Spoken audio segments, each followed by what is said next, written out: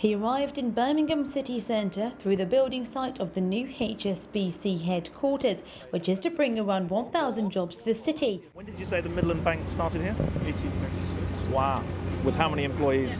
The success of the banking giant David Miliband and Alan Johnson believe is down to the European Union. We can build on economic success as part of the European Union, but we can take the leap into the dark. Labour's former Secretary of State for Foreign Affairs was throwing everything at the financial argument for staying in. But surely it's a warning we've all heard before. David last night said that leaving the EU and the single market would trash the UK economy. Isn't this a typical act of fear-mongering within the Remain campaign? I think the Prime Minister's given a very sober, stark warning. He's done his constitutional duty as Prime Minister to warn people about the stakes. And frankly, when the Institute of Fiscal Studies, the most respected economic think tank in the country, says that leaving the EU would create a £40 billion black hole in tax and spending plans, it's ridiculous to dismiss that as scaremongering. Vote Leave believe this debate is more than just money, with a renewed focus on immigration. In fact, they don't understand when the opposite party say they can control immigration while still being a member of the EU. The Prime Minister pledges to cut net migration in the UK to tens of thousands.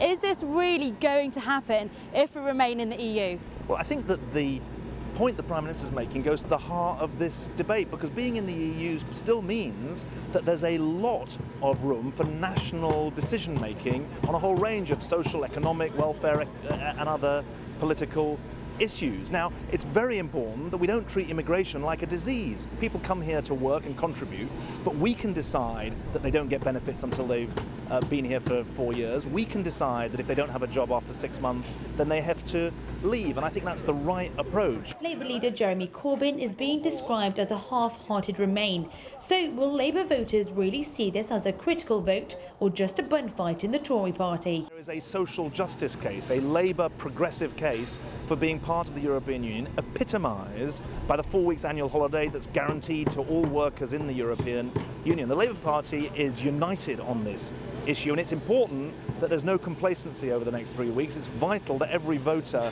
understands that there's a very strong Labour case for being part of the European Union. Following on from the Prime Minister's first live TV event, all arguments are being aired from left, right, in or out. But the main point of agreement is that this vote really matters. Monica Plaha, Big News in Birmingham.